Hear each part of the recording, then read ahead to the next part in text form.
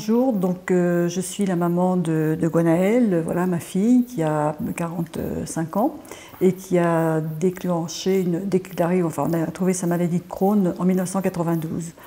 Donc c'est vrai que on se demande un petit peu ce qui nous arrive, c'est quelque chose, une maladie qui n'est pas courante, qui est mal connue des médecins en général. Donc un parcours un peu difficile, avec des traitements à l'époque très lourds, puisqu'elle s'était trouvée en pension et il a fallu lui faire des lavements tous les soirs, ce qui n'était quand même pas quelque chose de facile à vivre, et surtout en milieu scolaire. Donc en fait, elle était revenue sur Tours, donc de fil en aiguille, ça s'est un petit peu compliqué. Mais c'est vrai que dès le départ, donc elle avait été opérée en urgence, dès le départ, après avoir contacté une stomathérapeute à l'hôpital, on m'a parlé de l'association François Petit. Et c'est vrai que cette association nous a beaucoup aidé Gwenaëlle, qui pensait toute seule à avoir cette maladie. Et en définitive, elle s'est rendue compte, après une conférence qui avait été faite à côté de la ville où on habite, elle a retrouvé la postière qui était là.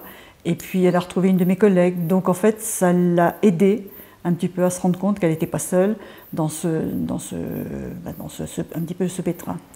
C'est vrai qu'en tant que mère, c'est un petit peu difficile aussi à vivre. Je ne suis pas malade, c'est sûr, mais on se culpabilise quand même, comme toujours des parents quand ses enfants sont malades. Donc il faut aider, il faut soutenir, il faut écouter, essayer de trouver les bons mots.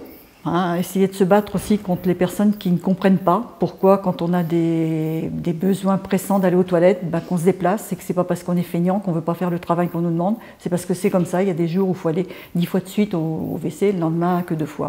Donc voilà, c'était un parcours très difficile quand on est jeune, quand on est scolaire. Le regard des copains et des copines, c'est pas évident à l'école.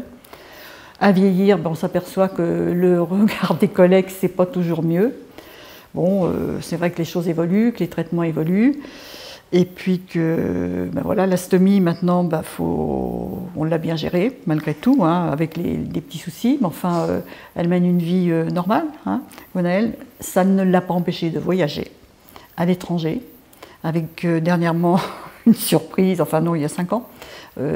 C'était malheureusement le jour de l'attente du Bataclan, et à l'aéroport à Londres. En passant sous le portique, on a vu ils ont vu qu'il y avait quelque chose, donc on lui a sauté dessus. En anglais, il fallait aller se faire déshabiller et tout, pour voir ce qui se passait, quoi. Ils ont eu peur. Donc c'est vrai que c'est des situations un petit peu difficiles, mais on y arrive. Et elle va à la piscine, elle va à la mer, elle voyage avec nous. Donc c'est quand même pas trop mal, je crois. Bon, maintenant, les traitements sont malgré tout lourds. Et puis, je sais pas, on espère toujours que ça s'améliore, et puis pourquoi pas, la science avance énormément, donc il faut toujours être positif et avoir de l'espoir. L'espoir, comme on dit, l'espoir fait vivre, mais je crois que c'est vrai.